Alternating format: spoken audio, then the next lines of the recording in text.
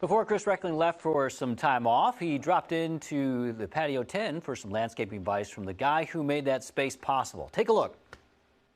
So the weather is perfect to get outside and do a little work in your yard, but what are you doing and what are some do's and don'ts that you need to think about? This segment is sponsored by Easton Outdoors. Micah Miller is the managing member. Micah, do's and don'ts, heavy on the don'ts. What should people do not do when it comes to landscape in their yard? Yeah, so the number one thing I see that's probably a pet peeve, I don't know if we want to label it that way, is using fabric underneath your mulch.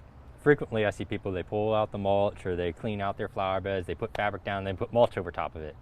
Well, what ends up happening is a bird comes along, poops in there, you're cutting the grass, you shoot clippings in there.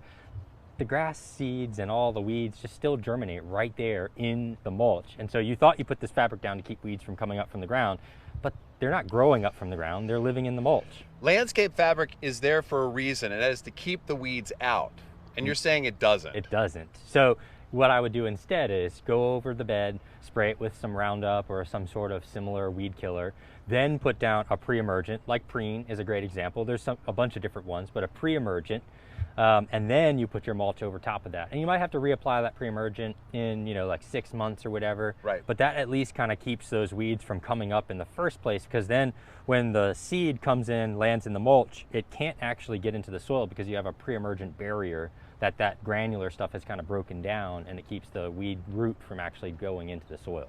Okay, but weeds are going to happen no matter what. What should people do? Just pick them or what? Yeah, so I always say, if go out on a Saturday morning with your cup of coffee and just kind of keep on top of it, because if you don't do something every week, that weed that's like this big, that is super easy to just pluck out of the ground, if you don't get it right, then what ends up happening is like a month later that weed's like this tall and it's got a root this far down in there, and you're tugging at it. So if you can get to it before that happens, just by doing a weekly kind of check around, now you're keeping up with it. Also, this is spring and it's the time when people like to grow grass, but you say it's not a good time to grow grass. It's not, and that's also another misnomer. So most people will say, hey, it's spring, I'm gonna go out, I'm gonna get the yard prepped, I'm gonna throw out some grass seed because I got that bald patch over the winter or something like that.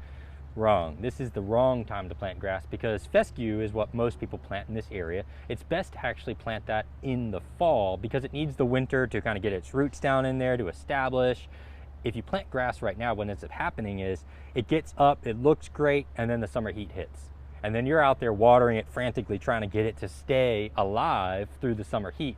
And then what ends up happening is you're watering it, and then a fungus takes hold, and then it doesn't just kill the new grass, it kills the old grass, because now the fungus has gotten hold. So if you can, wait until the fall to plant your grass, and get started with like a turf treatment program right now. So like Virginia Green or ALM, shameless plug for both of those companies. They're both really, really good companies.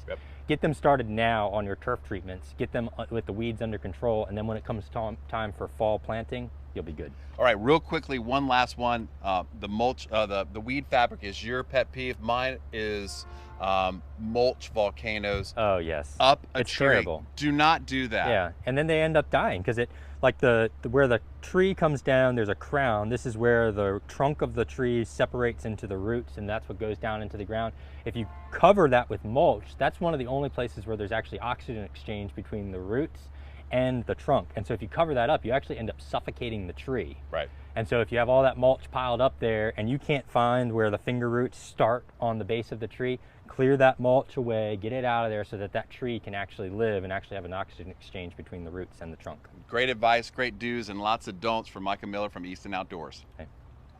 New. Okay, interesting. So this segment of the Hampton Road Show is sponsored by Easton Outdoors. They're located on McGuire Place in Newport News. Give them a call at 757-262-3232 or visit easton-outdoors.com.